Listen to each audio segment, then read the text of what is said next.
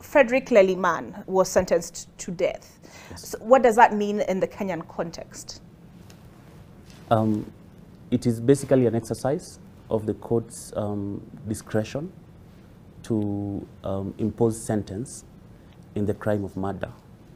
And so, being that our laws, as we speak now, prescribe death as the maximum sentence in a case of murder, this is what, in the wisdom of the court, it found would be an appropriate sentence for the person whom it considered had the largest or the biggest responsibility for the deaths of Willie Kimani, Joseph Mwerori, and Josephat Mwenda.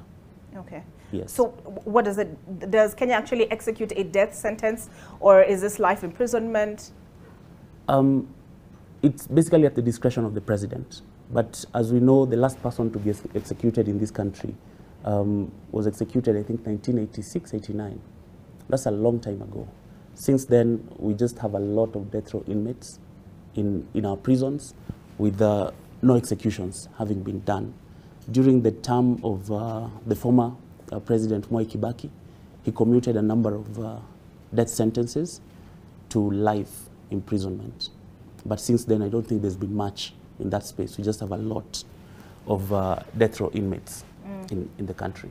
Okay. Yes. Eric, did that sentence come as a surprise to you, or were you expecting it? No, not really. I think the circumstances of the death of the Mavoko 3 warranted, in my view, a death sentence. Because if you look at, when you consider the decision by the Supreme Court in Muruatetu, and there's been a lot of litigation around the area whether the death penalty is constitutional or not, and I think the courts have decided to retain the death penalty in our books, but have given courts discretion to determine whether, in the case of murder, the circumstances of the murder warrant a death penalty.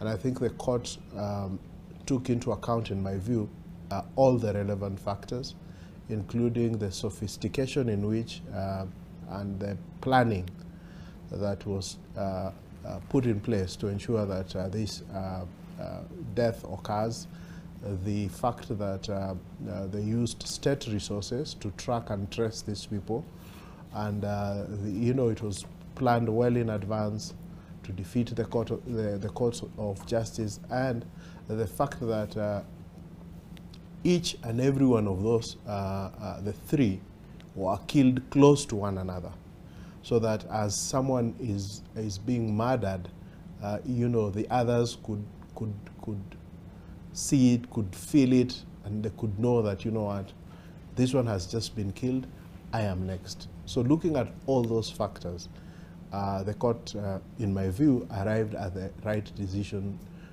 to impose the death penalty. I may say that perhaps I feel that the sentences for the others, the second and third and I think fifth accused, in my view, may have been a little bit lenient at taking into account all those factors, because if none of those players were there, the death then, or the execution of that, which in my view would almost have been a perfect crime, and we'll talk about all that, because there are certain interventions which, if had not been done at the point Willie Kimani disappeared, then the police would have gotten away with this murder. So taking into account all those things, and the fact that the chances, the really high chances of them getting away without accountability depended on the other players, I felt the court was a little bit lenient to that effect. Perhaps maybe except for the person who confessed, because it is actually now the confession. And this was the informant Ngugi? Yes, yes. The fifth accused, I think. That confession assisted us to be able now to tie together the evidence and so therefore supported the other technological aspects of it, because there's a lot of technology that was involved in detection of this crime. So that perhaps his sentence, yes, because of the confession, that for me I would have felt like it was okay, but for the other two, I still felt the court was a little bit much more lenient.